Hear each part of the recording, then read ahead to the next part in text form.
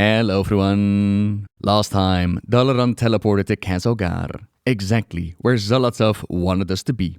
The Nerubians were unleashed, with her dark heart sucking out all those magical goodness of the city. Khadgar's fate is unknown, but things are not looking good. Thankfully, the Irvan Stormriders showed up to save the day and pushed the Nerubians into retreats. But who are these Irvan? And what do we know of the history of Khaz Algar so far? I serve the Titans unswervingly. The Irvan are part of the Titan Forged, beings created by the Titan Keepers in order to help them with bringing order to Azeroth after the Titans defeated the Old Gods and their so-called Black Empire. This war brought order to the planets, neatly locked away the elemental lords in their elemental planes of fire, wind, earth and water.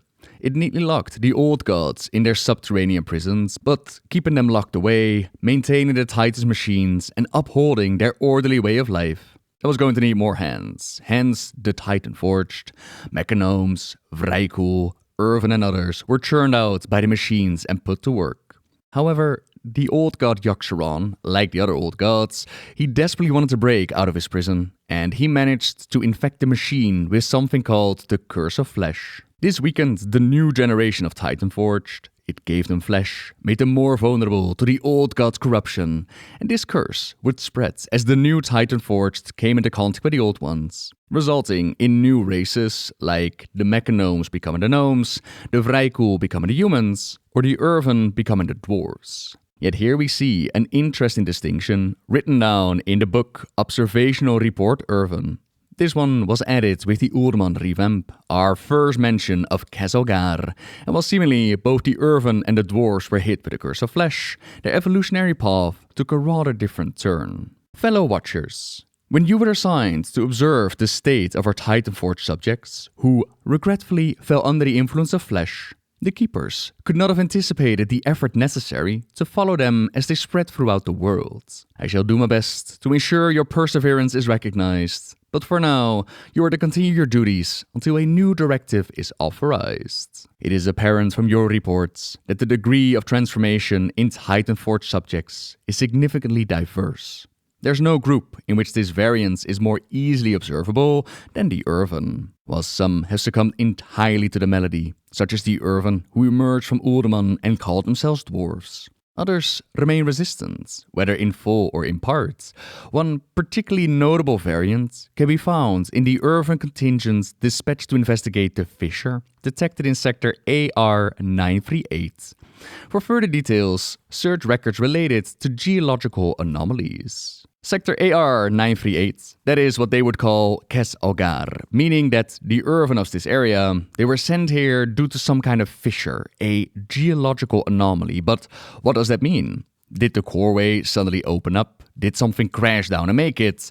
That's not revealed, but the Irvan here were sent out with a purpose. In the course of their duties, these Irvan began to manifest behaviors analogous to those which would one day be apparent in the Cell-style dwarves, despite the two groups being separated by vast swaths of time and distance. In fact, based on their origin dates, I could identify no corollary at all between these populations, yet while their behaviors, language and demeanor show many similarities, for example, assigning sector AR-938 the colloquial name Khaz Algar, physiologically the two groups remain distinct. Is this distinctiveness due to the exposure to the unique qualities of the anomaly? Or is there another reason? We require more data before a conclusion can be reached. Did they evolve differently to the effects of the Coreway? Azeroth influence perhaps? To be revealed, I suppose. We do learn from their plays and scrolls scattered around that Keeper Arcadus left Watchers in charge to keep an eye on his beloved Irvan. One of them is called Watcher Dornik, which I assume is why they call this the Isle of Dorn, and in their honor they named the capital city Dornik. But Watcher Dornik cared more about results than the Irvan. Behold, beloved Earthen, I have generously provided you with a new leader, Dornik. I am Watcher Dornik. Under my leadership, the Earthen shall reach their full potential. I command you to celebrate my arrival. Now that the Keeper is gone, get to work, you blockheads! I decree that you shall triple your production rates, or I will punch you down the Coreway. Wah-ha-ha-ha! What is he doing? Dornik's brutality knows no bounds. I have made a terrible mistake. Rise up, my children.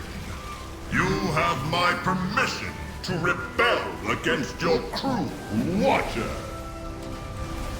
Traitorous Keeper! Wretched Earthen! You will all regret this! I've been struck! I cannot move! Well done, my beloved Earthen. I promise to never leave you with such a tyrannical master again. Now, drag his husk from this place. You will regret this, Earthen! My sister Galan will strike you all down. Do not worry, my stone-born children.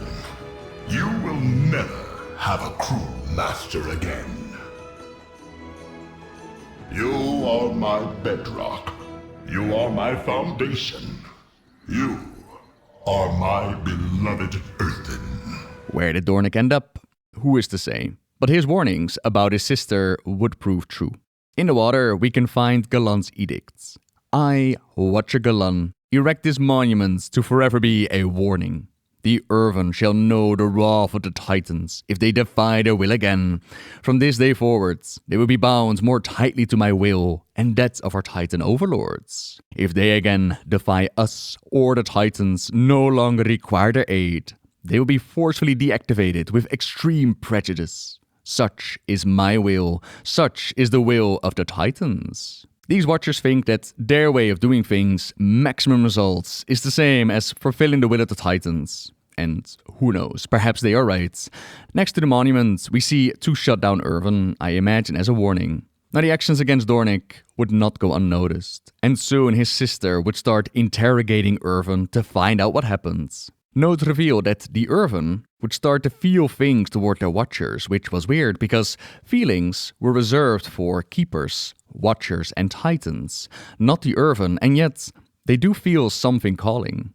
The Titans, they wonder, Azeroth's voice, or the effects of the Curse of Flesh. Something that turns into unease towards their Watchers, and the Irvan realize that the time has come to rise up, form an army, gather the weapons, dispose of Dornik while sparing his sister. She then goes on a rampage, murdering Irvan and abusing their memory crystals.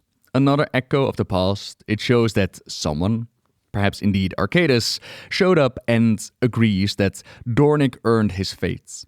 Galan is misusing these memory gems. Both have defied directives, and so Galan was repurposed. No longer would she watch over the Irvan. Instead, she was reprogrammed to have her safeguard something for thousands of years. Yet somewhere along the way, the tunnel crashed on top of her, and Galan has been stuck ever since. What she's been guarding is probably held as a mystery for the future. But that is how the Irvan of Khaz Algar came here, and for a while, life was pretty repetitive. Ordered, working like a machine, maintaining the Coreway and fulfilling their edicts. And we got another play that explains that there have been songs ringing out in the past. The canyons in Hollowfall are getting darker, but the song is getting stronger. We must light the way. The song is louder still. The Nerubians! There are so many! I must heed the call! We are all slain! Ahem! I said we are all slain! And so the thraegar's adventure ended before they reached the bottom of the Coreway. Thraegar is the same term they use when they see Magni. Having a thraegar here in Dornik, it is an auspicious sign indeed. What? Oh, right. Me? Oh, yes. A thraegar of old I am. Will you be returning to your duties then? Duties. Can you refresh my memory of what those are? Of course. I suppose your memory is like mine. A little dim around the edges after a few thousand years. Our thraegar were the best of us. Chosen by the Titans and instilled with great power. They were our heralds, our generals. They made decisions for the Keepers in their absence. Your duty is to guide and protect us, to warn us of oncoming danger, which in a way, you have. These other thraegar, they look akin to me. They were larger, perhaps, but they shone, as you do, of hard minerals. Azeroth, you fox. Did you do this on purpose? To pave the way here for us? I'm sorry. My auditory functions did not catch that. Needn't you mind. Had a stray thought. Thank you for jogging my memory. A word titanic in origin, which is related to slightly larger beings that look similar to the King of Diamonds. Creatures of legends, which they haven't seen in ages. There's also a spot in the city called Thraegar's Rest, honoring those that followed the voice before. But it seems their journeys ended in disaster, as their destiny was blocked off by the Nerubians. Could we perhaps fare better? Now you might wonder, how come this is the first time that we see Khaz Algar? And part of it is simply adding new stuff to the established story, but like eras in the past, for example Mr. Pandaria or the Dragon Isles or Suramar, they do try to give it a reason. Apparently, there are some massive storms around the isle, which make traversing it incredibly dangerous. One of the plays shows an Irvan actually daring to go across the horizon, find out what is beyond it, through the storms and dangers until making landfall, and immediately running into monsters. Why are you attacking me? Oh no, I should never have left home. This Irvan learned their lesson and quickly returned home, staying put where it is safe. Perhaps just a fable to make sure that the Irvan don't go anywhere, but we do know that the storms are very real, but that didn't prevent Khaz Algar to be a place of legends. And after the vision, Dalaran knew where it needed to teleport. We'll get more into hidden lands and the storms surrounding this place when we get to the Arathi of Hollowfall. But yeah, for a while, the Irvan, they followed the Edicts, performed their duties in a system that would run basically automatically. Even when Keeper Arcadus entered his long slumber within Uldaman, these Irvan kept up their jobs, fighting the Nerubians, keeping nature under control, maintaining their Coreway, until, over 10,000 years ago, the world was sundered by the War of the Ancients. This war nearly saw the Dark Titan Sargeras summoned into the world. But the day was saved, and the demonic Burning Legion was sent back to where they came from.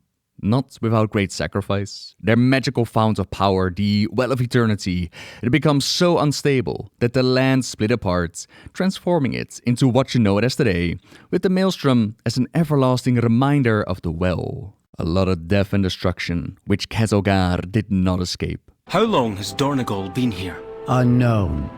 Our archive would contain that information, but as I said, it is non-functioning. I should be writing this down. I'm standing here with a living relic. No offense, can you give me a rough estimate? The archive's last access date was approximately 5,000 years ago. But Dornik itself has been here much longer. Since before the Sundering that we believe damaged our machines. Unfortunately, our memories from that time have been overwritten. Overwritten? You mean in the archive, or your memory personally? and Earthen's memories are erased upon recharging. Hence the need to upload our memory gems to the archive with each charge cycle. I am not offended, but we are unfortunately in decline. Without a way to recharge, we will eventually all enter stasis. When will that happen? Sooner for some than others. In the next 10 centuries, we will all cease to function. I'm sorry to hear that. Do not worry. We machine speakers are working hard to reinitiate the machines. I hope it works, Speaker. Truly. The machines meant to reinvigorate that spark of life that keeps the Irvan running. Their archives that are supposed to be used to store the memories from the memory gems, they were damaged. And over time, the Irvan ran into quite a bit of trouble. They were programmed to uphold the Edicts of the Titans and perform their jobs, but the Titans, or their keepers, they've been silent for quite a while, and performing their duties became harder and harder. A rift between the Irvan started to grow, with basically 3 different directions. One was a group that refused to let go of the life that they knew, the Oathsworn. They were put here with a mission, and they would fulfill that mission no matter the cost. One was a group that figured, our gods are silent, our lives are changing, and so too must we. Break our oaths and find our own purpose in life. And they became unbound. And one was a group that figured, times are definitely changing, but we still want to perform our edicts. So, in a world that has changed, how could we still accomplish this? So, for example, amongst the machine speakers, we can find an Irvan with the edict to store away the memories of their fellow Irvan. And now their archives are gone, so what could they do? Well, what if they themselves would stop experiencing life, only use their own memory gem to store the stories of others and retell their experiences? In a way, they would still be performing their edicts, while the machines and original plans have failed them. What's really interesting to see is that if we go back to the original Irvan report, it says that both groups were hit by flesh, but they do show different paths. Perhaps having a pathway so close to Azeroth has stayed off the physical effects. Perhaps eating crystals had something to do with it, or something else entirely. But beyond the physical, we also see the Irvan develop things like feelings, emotions, kinship, and rituals. They speak about sending their fellow Irvan to upload the memories, and so a completely blank Irvan comes back, right? With just their prime edicts to perform their functions. And yet, by reintroducing them things like smell, the old friends or their loved ones, they come back to them. They come back to the surface and remember a bit of the past. If these Irvan were created to simply be machines to perform their tasks, why are these things happening? Why are they feeling emotions like fear or sadness or grief? Some of the ones that stepped away from the edicts, they've designed their own ways of saying goodbye to the Irvan shutting down. Remembering those that came before and honoring their memories. This in turn raises more questions like, what about a soul? What exactly happens when they shut down? What exactly is placed within the Irvan that gives them the spark of life? And how is that evolved under the so-called influence of flesh, under the influence of the anomaly? A lot of interesting storylines with these things in mind. And while the Curse of Flesh might have been designed to weaken the Titanforged and make them more vulnerable, it would also give them freedom to rise beyond their initial programming and do things that their creators could never have imagined.